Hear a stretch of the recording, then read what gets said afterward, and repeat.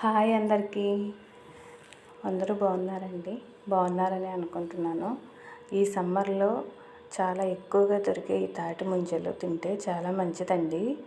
ఎందుకంటే మనకి బాడీలో ఉన్న వేడి తగ్గుతుంది, అలాగే వడదెబ్బ కూడా తగలకుండా ఉంటుంది. ఇప్పుడు బాగా దొరుకుతాయి. చాలా లేతగా ఉంటే కొంచెం నీరు అనేది ఎక్కువగా ఉంటుందండి. ఆ నీరు తిన్నా బాగుంటుంది.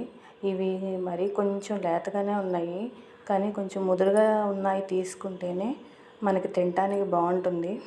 ఇవేంటంటే ఇలా వలుద్దామని చూస్తుంటే నీరు వచ్చేస్తుంది ఎక్కువ, ఇలా లేతగా ఉంటే.